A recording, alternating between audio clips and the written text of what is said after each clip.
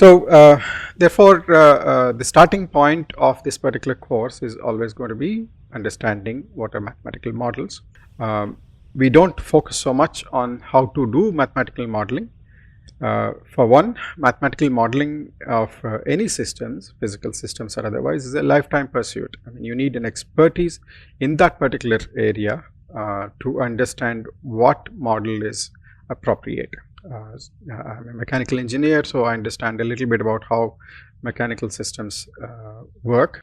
So, for example, Newton's law tells us how mechanical systems move, and that's typically a starting point. And of course, if we apply it to robots and things like that, you have moving bodies within the robot, and then the relative motion between various components then becomes quite important and things like that.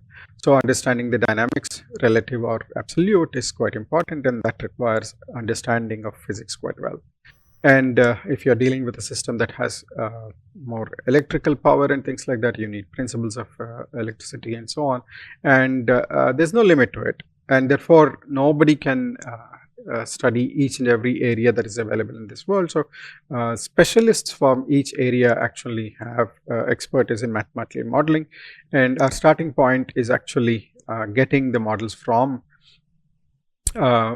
such experts. So, as I already indicated, there are certain first principles like Newton's laws, Kirchhoff's laws, Maxwell's, so on and so forth, to help us. An alternative way of doing that is actually use data, right? Once we have data, we take the data and do a curve fitting, loosely speaking, and there are identification methods that give us appropriate models. And once we have models either from first principles or the identification methods, we can actually proceed for control design. Now, these days, we also have things what we call as black box approaches, where we do not care so much about the specific form of the model. We basically care if the box is actually producing output to every input that is there. I mean, these are successful in some way, but then they are also scary in the sense that we do not understand why they work and things like that, and we are actually grappling with that question: how much can we actually trust the black box model approaches and then move forward? The real answer probably lies somewhere in between. In things that are very complicated, we may have to live with black box models. Things where we have clarity through first principles or otherwise, we can actually stick to those models and then move forward. So, the question then becomes how many types of mathematical models, and there are so many different types of mathematical models. I list a few of the things here. The first one that we can talk about, or the simplest ones in some sense, are what we call as discrete time and differential equations. We will go through details of some of those things, so I won't spend much time on these things at this time. The second one are more graphical in nature. You can represent through graph theoretic models, and you have if-else conditions, logical type of statements that tells what happens next. The most important of the models that are quite relevant to this particular course are differential equations. Specifically, we will talk a lot about ordinary differential equations in this particular course, but there are many applications where PDEs or partial differential equations are quite important. And models can be characterized as linear versus nonlinear. Linear models are quite simple compared to nonlinear models. Therefore, one can do a lot more with linear models. Nonlinear models, on the other hand, quite limited in terms of its knowledge, and though applications are all nonlinear, we tend to have more methods in linear systems, and we end up using a combination of linear approaches and nonlinear approaches for even nonlinear problems. We can also talk about models that are deterministic, where there is nothing random, and that's again quite a simplification of what happens in reality. But if we can at least say good things about a given deterministic model, if we can design appropriate control design, hopefully the randomness is not so much that deterministic models fail in reality. But there are cases where randomness becomes quite important. So, for example, I can immediately think of something like a stock model in a share market, and one cannot ignore the uncertainty there, and then we have to use stochastic models. In this particular course, we will focus mostly on nonlinear models that are in terms of ordinary differential equations, which are quite deterministic, and so very less on stochastic, or practically zero on stochastic models. The real models are not as simple as discrete time or ordinary. They are probably a combination of these two, and then they are called as hybrid models or impulsive models. The realistic models are actually very complicated. They're hybrid to start with. There will be combination of logical models, discrete time models, ordinary differential equations, PDEs, and so on. And much more important, randomness become quite important. Some problems are so complex that we may have to again rely on the so-called black box models, where we don't understand really the system itself. We just have data in what data it produces, what output, and so on and so forth. So that's just a list of mathematical models that are possible, at least in a controls system course. Before we move on to the next topic, let's have a question. Name some of the famous laws that are described using mathematical statements.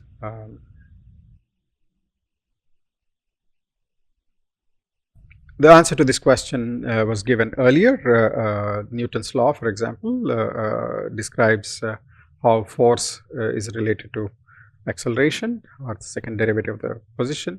Kirchhoff's laws tells you how currents and voltages are connected to one another through time in a given circuit. Fluid mechanics have their own laws, Bernoulli's principle, and so on and so forth.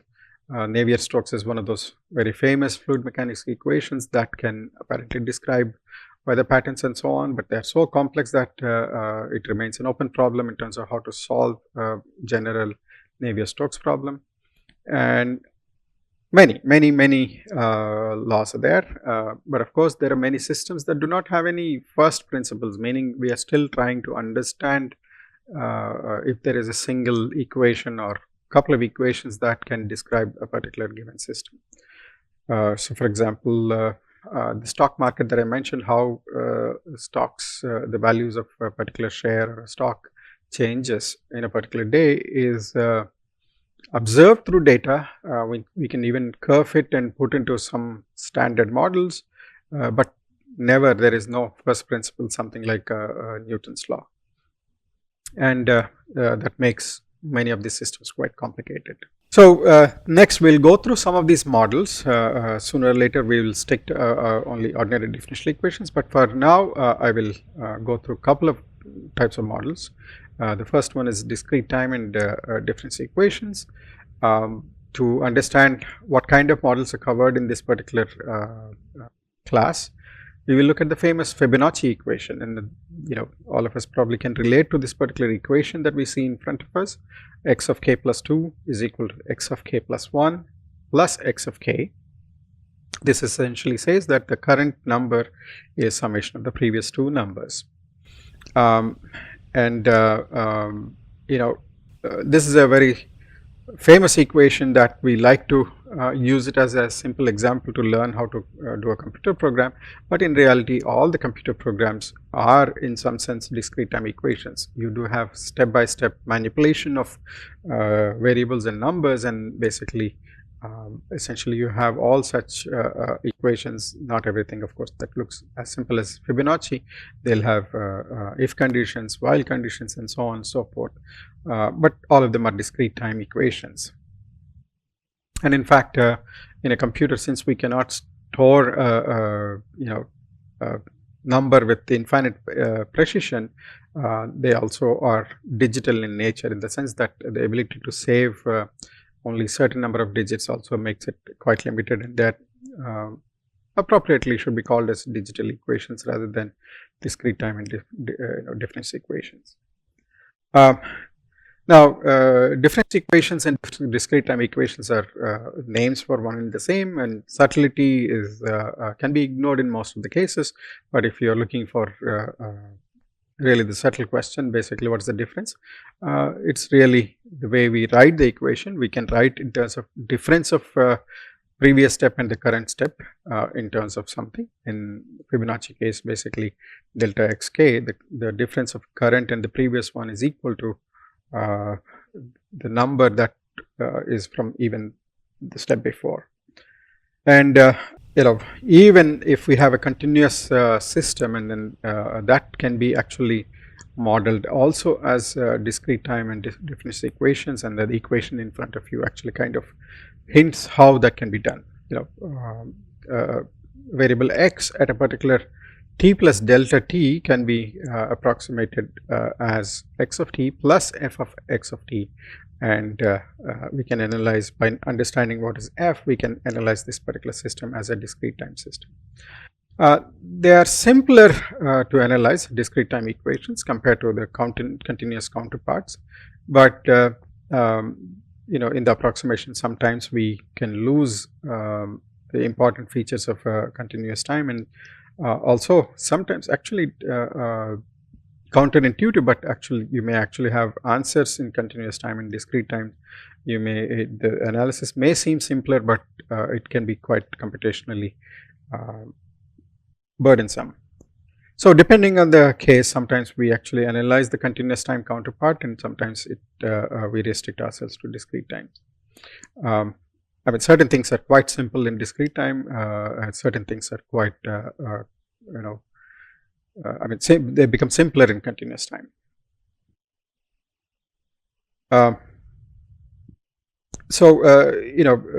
We have to look at case by case to decide in terms of what kind of equation we can use, but this course is all about ordinary differential equations. So we will speak a little bit about ordinary and partial differential equations, and ever since Newton invented calculus, physical systems have been modeled through Newton's law, F equals ma, which is essentially a second order ordinary differential equation. And of course, if we start talking about surfaces that involve fluids and things like that, then that will lead us to PDEs.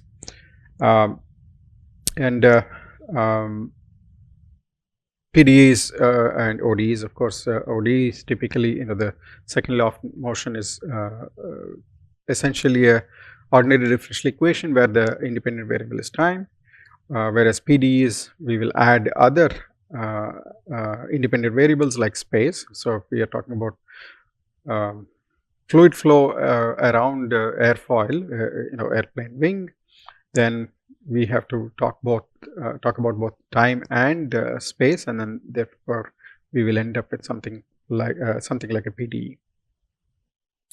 Analysis of PDE is quite hard, and mathematicians consider them as infinite dimensional problems. To understand those details, one needs to understand details of PDE, so I cannot explain that at this particular time, but let's leave it at the point where PDEs are quite complicated. So therefore, in practice, what we do is actually the space continuum in PDEs are also discretized, and by discretizing in space and time, we get actually a large set of ODEs. So that's the trade-off. We have probably a single PDE versus I don't know, 1,000 or 1,000,000 ODEs if we want highly accurate answers. So which one is better? Is one single PDE or a large number of ODEs? Depending on the case, one can choose to pick either one of them. PDEs can be quite subtle when it comes to mathematics. ODEs, if they are large in number, then we still may have a method in terms of automizing, making every design automatic. And of course, if time is further discretized in addition to space, then the resulting equations will be discrete time equations, as we spoke earlier. So the next class of models that I want to go through in terms of details are the difference between linear and nonlinear models. Linear systems theory is quite well developed. It's one of the simplest things that we can imagine when compared to nonlinear models. The classical control was full of transfer functions, which are which allow only linear systems of a certain kind. Specifically, all the classical control theory was developed for single input, single output systems. And the more modern methods involve a lot of matrices. They can involve matrix transfer functions, but the modern control approach uses what is called as state space models, which are more directly in terms of linear systems of many variables. And there are a lot of computation tools available. MATLAB, for example, is one of the most popular among them. So therefore, we can actually analyze these linear systems quite well. But almost all models are nonlinear models, and one way to understand this is if you imagine a 2D plane.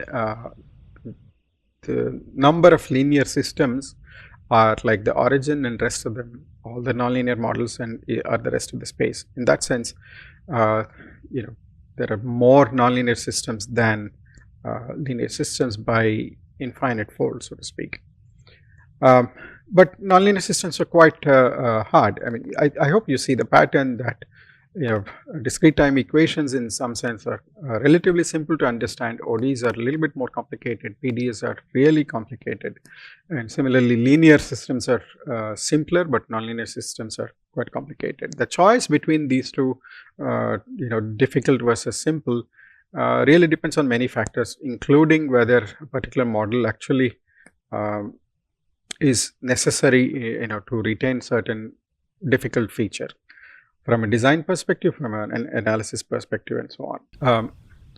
Like we did with PDEs approximating to ODEs, nonlinear systems can be approximated to linear models, and that's the standard method. But linearization works only locally, so that's the constraint with that particular method. But then we have to live with it, and then there are ways to actually stitch the controllers that work locally, and so on and so forth, and that's a research topic in itself.